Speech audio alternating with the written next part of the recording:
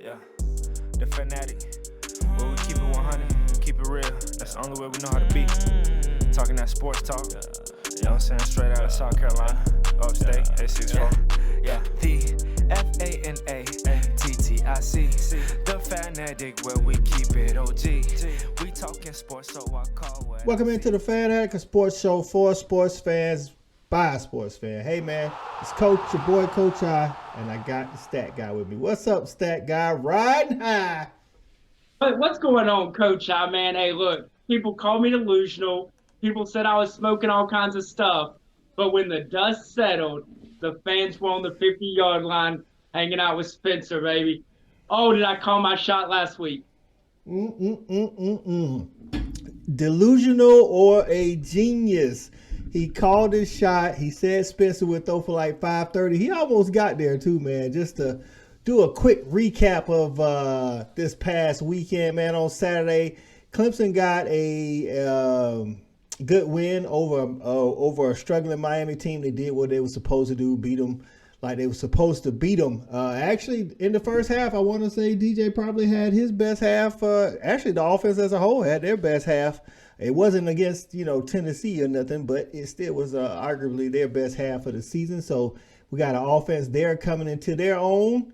We got South Carolina coming off the huge win down at Willie B over the then-ranked number 5 Tennessee Volunteers. And it wasn't the Tennessee Volunteers that was scoring all the points. It was South Carolina scoring all the points. Spencer Rattler looked like the 5-star everybody hoped he'd be since high school. Yeah, man, 30 of 37, 430 and some change, 6 touchdowns, a school record. I mean, what a night. If we would have talked and we talked that night and it was like, if I told you South Carolina scores 63, you'd think a couple special teams touchdowns, probably a pick six or a scoop and score. Man, we had 12 possessions. 2 of them you really don't count. One was a one-play possession before the end of the first half. The other was 2 plays to run the clock out to seal the victory. So 9 out of our 10 actual possessions went for tutties, and it wasn't like they were cheapies. All like 7 to 11 play drives for 70 to 80 yards. I mean, that offense was rolling Saturday night. It was, man, and the post-game interview with Cam Smith is all that you wanted to be as a competitor. If you guys hadn't checked that out, even if you're not a Carolina fan, man, go check the Cam Smith. It's Cam Smith and Jaheim Bell. Yeah, Jaheim Bell. Jaheim Bell, I could have took him or left him, but Cam Smith's interview was priceless. So if you haven't seen that, go ahead and check that out, man. We here, it's rivalry week. That's right. Is for South Carolina, it's Clemson Hate Week, and for Clemson, it's South Carolina Hate Week. Let me ask you something before we get into this, man. I've been hearing a lot of the national pundits call this thing the Palmetto Bowl. Do you mind it being called the Palmetto Bowl, even though that is not the official name? I mean, I can legally take it. I think they're trying to add something to it to make it make sense to the rest of the college football world, because somewhere in the college football world, it gets its respect. But, down here in the Southeast, this is looked at as a true rivalry that can go toe-to-toe with Bama, Auburn, or Ohio State, Michigan. We just flat out don't like each other, and we talk smack all year long, whether it's women's basketball, men's basketball. I mean, it don't matter what we're playing. These two schools just flat out hate each other.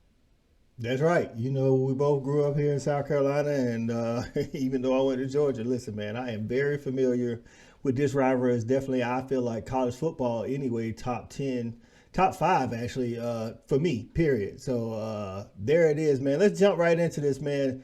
This weekend, man, we got the South Carolina. We're going to talk about that South Carolina offense that was so potent versus Tennessee, going up against that Clemson defense that's looking better, not as what we thought it would be this year, but it's definitely looking better. You guys are pretty much able to do kind of what you wanted against Tennessee. Like Jaheim Bell had 17 carries for like 82 yards. Spencer, like you said, was 30 for 37. 400, almost 500 yards, man. Like, how you feeling? How you feeling going into this weekend against that Clemson D, man? Well, that all last week, I said at some point we have to see what the offense is capable of, right? I mean, we have too many weapons.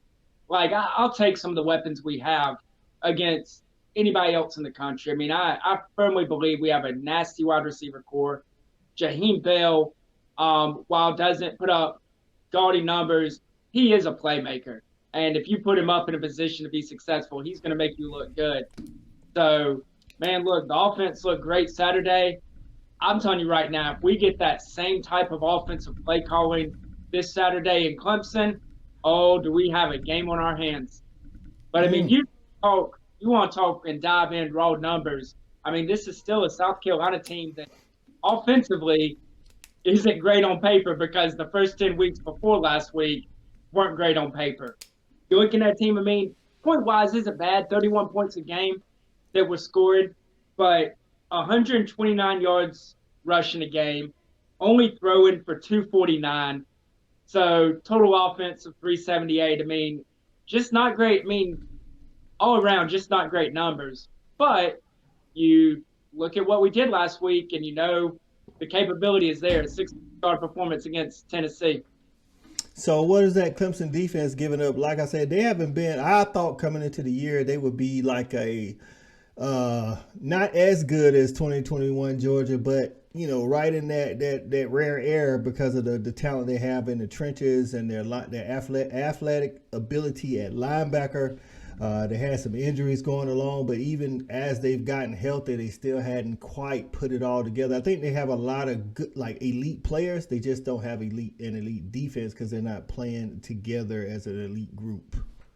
Yeah, no, I mean, the numbers still aren't bad for Clemson. You're talking about 19 points a game that they're giving up. They only give up 104 yards rushing a game, 214 through the air, so 318 total. I mean, I'll take that all day long defensively, right? I mean, but definitely some question marks. Breezy missed last week with apparent strep throat.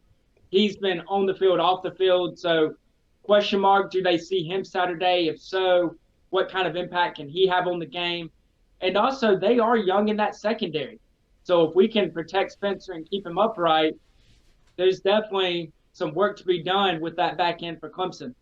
Yeah, I think you just hit it, man. If you guys can keep Spencer upright, what you did last Saturday, and you hadn't been able to do a lot this season, it hasn't been like he hasn't been getting sacked a lot, but he's been hurried and on the run, and everything just clicked. And it's gonna be interesting to see if that those Clemson trenches and front seven can get after Spencer. Now on the other side of the ball, we got that Clemson offense versus the South Carolina defense. Clemson, their strength is in the run game.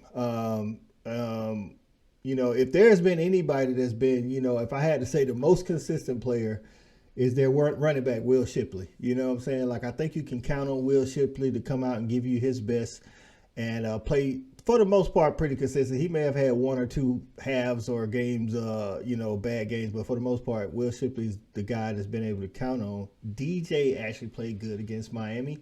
I think he was like, in the first half, he was like 14 of 19, and a couple of those was just throwaways. So you got Spencer coming on, and on this side of the ball, you got DJ coming on. So what is that South Carolina defense giving up?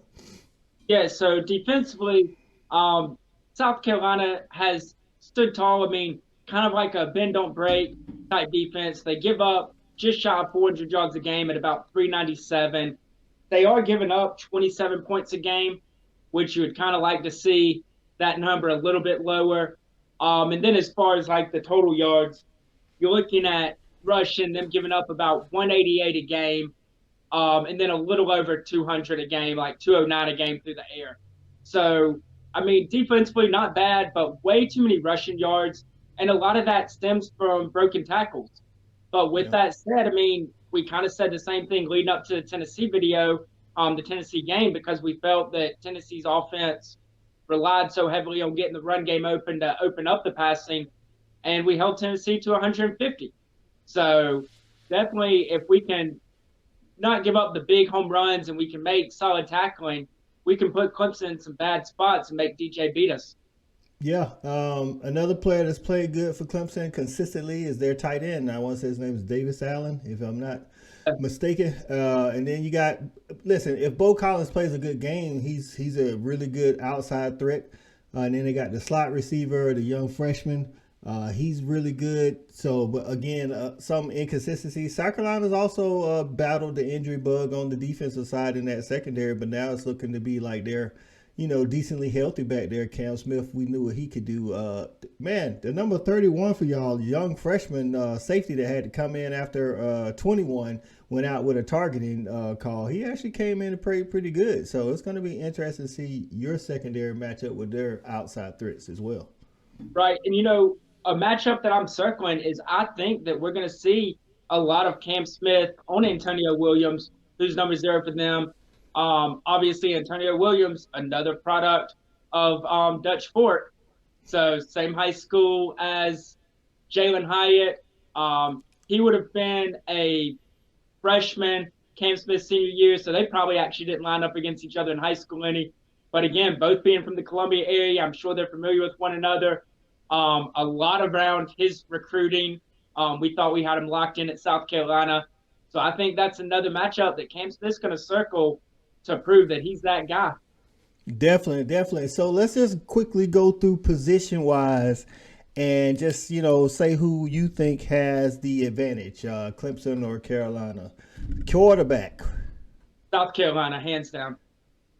I think Spencer has more. I think Spencer definitely has shown that he has that ability. I think he can hit. He has accuracy when he's on. I think I would give the slight edge to Spencer Rattler because I think DJ's good long ball, but like short ball, I still think he throws the ball too hard sometimes. So I could go with that. I say Spencer Rattler on that one. What about running back? As much as it pains me to say, Clemson, Will Shipley is that cat. We still don't know what's going on with Marshawn Lloyd. He's now missed 3 straight games after a deep thigh bruise that we didn't think he was going to miss any time over. So he might be done. We might not see him until a bowl game. So with that being said, it's got to be Will Shipley. He's a horse. He's a legit stable back for any program. And he can catch, he can run, make people miss. He was hyped up to be coming out of high school. Yeah, I definitely agree. Plus, Phil Moffa's coming on in the second half of the season. I think that duo is definitely – Jaheim Bell's not bad, but I think, again, you definitely would like to have Marshawn Lloyd. Juju can make some people miss, but he doesn't make enough plays, throughout the game to kind of compare. So that running back room in Clemson, I would give the advantage to. What about wide receiver? So, man, just on paper, right, I would have said that we probably have it, but we hadn't shown up this year. But, man, after that Tennessee game, I think you have to say South Carolina. Josh Vann reminding the college football world why he came back to try to improve his draft stock. You have Juice Wells, the transfer from James Madison, who is a legit speed demon in the slot, can beat you over the top, can go across the middle. And then, just the other guys, the Jalen Brookses of the world that make plays for you. And so I definitely think wide receiver-wise, we kind of have the advantage there. It might not be a huge gap, but I think right now we're making a little bit more plays for our quarterback than they are. Yeah, I echo that sentiment. I think South Carolina slightly has the edge. I like Van, Juice Wells, Austin Stockner. I put the tight ends, pass catches, I guess we could say. And if both quarterbacks are on, I think I still give the edge to them. Because you could, let's just say Marshawn or Christian Bill Smith is, healthy Saturday, which we don't know. You could line Jaheim Bell up at tight end, so now you got 2 tight ends up there. So I think slightly I'll get that edge in South Carolina as well. What about O-line? O-line is a push. They're both absolute trash. And this could come down to the battle if O-line plays better, right? Our O-line played great against Tennessee. And, they got a little bit of pressure, but it wasn't like missed blocks pressure to where Spencer didn't have time to either step up in the pocket. While the pocket was moving, he did a great job of helping his O-line out by moving with the pocket. And so I really think this could come down to which O-line plays better. But heading into the game, it's a definite push. Big-time question marks for both teams. Yeah, if I'm a college quarterback, I don't want to play behind either one of these lines. I'm just going to be honest with you. So I'm with you. I'll give it a push. What about the D line? I'm gonna get out one to Clemson. Even though they haven't played up to the hype that I thought they were going to play at, I still think individually you can look at them and they still have more bodies, more talent overall. Even though Jordan Burch had a decent game finally, I've been looking for him to have a good game, for 4 years. But I think I'm gonna get that to Clemson. Yeah, you look at the defensive lines, and I don't think either defensive line has played up to the hype surrounding the recruits that are across that line. Obviously, Clemson is loaded in 5 stars. We have some 5s and 4s, but neither one of them has performed. Heading into the game, I probably say Clemson, but definitely not to the edge that people thought probably heading into this year when they thought Clemson was going to have the best front four in college football. So Clemson does get the slight margin there, but it's not a huge gap. What about linebacker? I think I'm gonna go with Clemson. They got like Barrett Carter, Jeremiah Trotter. I think they got a lot of Trent Simpson. I think I'm gonna get a slight edge there to Clemson, especially I think they're better at run stopping than the linebacker core at South Carolina. Yeah, they're definitely better at run stopping. Honestly, though, they're a little bit younger. I think I'm going to give the slight edge to South Carolina because we're senior laden within our linebacker core. They've been through these games before while they haven't come out with the victories. It's time for them to show up, and I think our linebackers are going to play a big part in doing the things that we need to do if we're going to win this football game.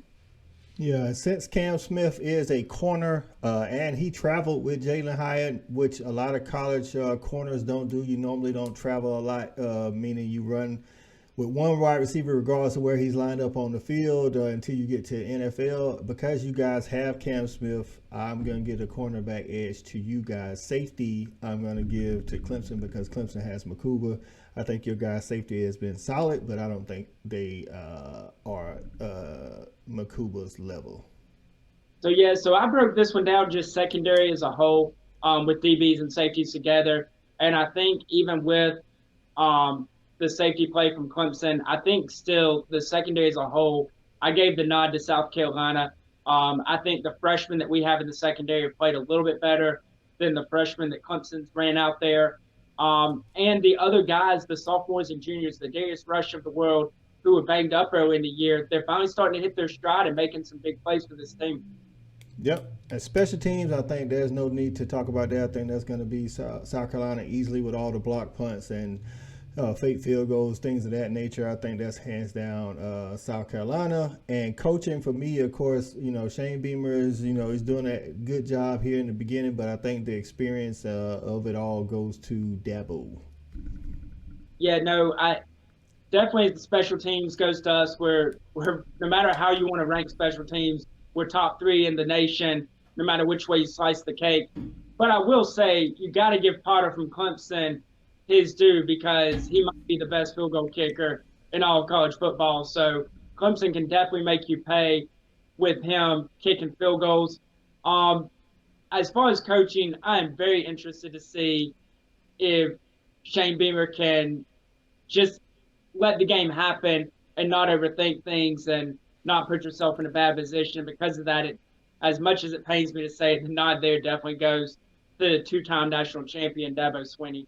Yeah, but I will note on the coaching aspect, if you're talking about the whole staff, neither fan base has been happy with their offensive coordinator this year. So that might be kind of a tie there. So I think coordinator-wise, both fan bases would say it's a draw, and then Dabo kind of breaks that tie. All right, man, it's time for the show, man. We'll give the predictions, man. What is that over, under, and the point spread so we can get through these predictions? So the over-under for this game is 50, and the point spread is 14.5. And unfortunately, South Carolina decided to lay an egg against both Missouri and Florida, so we got the noon kickoff. Noon snoozer. How you going with this pick, man? Man, look, I hate it's a noon kickoff. This is a top 5 rivalry in college football. I don't care what fandom you are of. This should be played under the lights at either stadium. Look, man, South Carolina is 0-4 in day games this year. South Carolina's lost 7 straight to Clemson. Clemson's won 40 straight at Clemson Memorial Stadium, a.k.a. the Death Valley Junior, since they like to call us USC Junior. But look, man, you know what? It's rivalry week. None of that matters because in March, I said we were going 8-4, and we're going 8-4. Darn it. South Carolina's going to roll into Clemson. The offense is still humming. And you know what? We're going crazy. We're going to crush your spirits. Give me South Carolina 42-14. Go Cox. Oh, there with the big pick, man, with the smashing of the Tigers. Listen, South Carolina did what no other team this year actually has done, and that's blow out the best offense in the nation. They actually reversed it. The score is 63. It was like a masterpiece. They kind of took a note from Georgia and said, hey, we're just going to leave our DBs on an island. Hey, our DBs are better than what your wide receivers, and it worked out for them. It was a huge, huge win for South Carolina. I don't know all of South Carolina's history, but I'm pretty sure it ranks top 3 in South Carolina history, right up there with the 2010 Bama game and a couple of in the 2012 Georgia game. All those games were in Columbia. This game is not in Columbia. It is not a noon game. A night game. Is a noon snoozer. But Clemson, hey, it is what it is. In Death Valley, man, at 40 straight. I think you guys, I listened to, like I said, I listened to Cam Smith's interview. I listened to Spencer Rattler's interview, and they all acknowledged how big the game was. And it was just like, Christmas time at Disney World, bro. And because you hadn't been there, I always talk about the emotional roller coaster. I think they could come out really hyped up. But at the end of the day, I think Clemson's going to pull it out. I got Clemson 31-17. Push on the spread. So there it is, Gamecock fans, Clemson fans. It's rivalry week, baby, here in South Carolina. Palmetto Bowl, whether you want to call it that or not, that's what they call it nationally. We'll see who's going to bring it out. The stat guy, if they win this, y'all just look for listen, we will be live on Saturday night at 10 o'clock. I don't know if the stat guy's going to make it because he may be running around town like a chicken with his head cut off. So there it is. Get in the comments. Let us know what you think the score prediction is going to be and the keys to the game, man. For the stat guy, this is Coach I, Clemson, South Carolina. We out here. Oh, Cox! We got it jumping like it's that valley. I call my dogs out the pound. Let's go eat. Turn on the fan at it. Let's have a debate. Who really hold down the Southeast from state to state? What team hungry gonna eat everything up off they plate?